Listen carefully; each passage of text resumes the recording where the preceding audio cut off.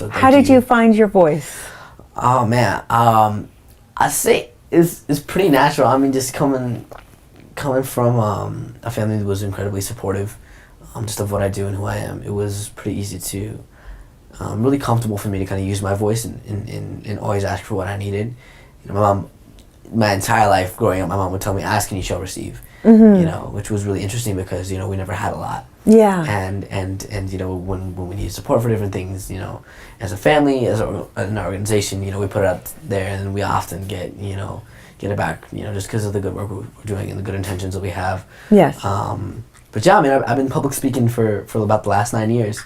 So, 9 years. yeah. But how did you start? Did your parents say, this is what we want you to do, we want you to change the world, we want you to be an activist? Or did you somehow see something on a Disney Channel and say, oh wow, look at that guy, I want to be like that? Yeah, so it was a very natural sense of me wanting to really do something about the state of the planet, because I felt a really strong connection to. But what was the moment where you said, this is what I want to do? Yeah, I think just feeling that connection to the earth, and then all of a sudden watching this documentary called The 11th Hour.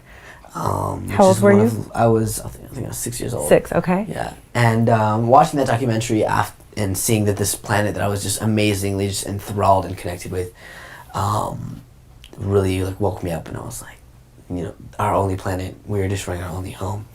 It was really intense. You know, I cried a lot, and I was little. I didn't understand a lot of it.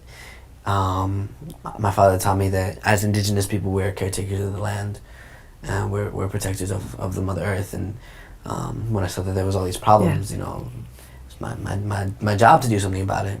You know, I said, you know, how could I not act? So how did you grow up? Did you grow up on the land? Were you outside a lot? Were your parents outside? So you were brought up? I grew up in Boulder, Colorado, which is a beautiful city right in the Rocky Mountains.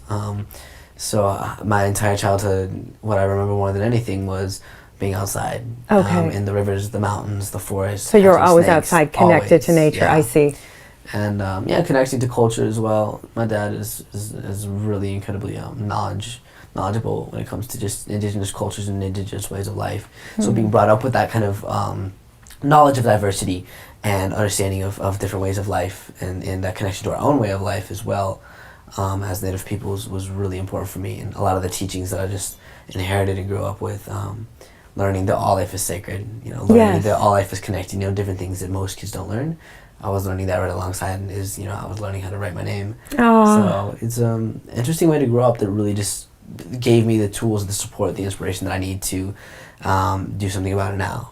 You know? Oh, okay, that's great. So, did you go to school? Did you go to kindergarten, first grade, second grade, or did your parents homeschool you? Yeah, it was homeschooling and a little bit of, you know, just different homeschooling programs and whatnot until third grade. I wanted to try public school. I loved it. I thrived academically. And yeah, I mean, I made friends, and that was kind of a thing until 7th grade. And then I kind of took the second half of that year off to travel. And then I went to this incredible private school called Watershed, which is like an experiential learning school, for my 8th grade year. And then I took the first semester off this year, to travel again, just because I'm too busy to balance both. So I'm doing like kind of like online schooling curriculum. It's really interesting trying to do the work that I'm doing and be on the front lines of the climate movement, also being a normal 15-year-old kid who goes through every challenge every other 15-year-old kid goes through.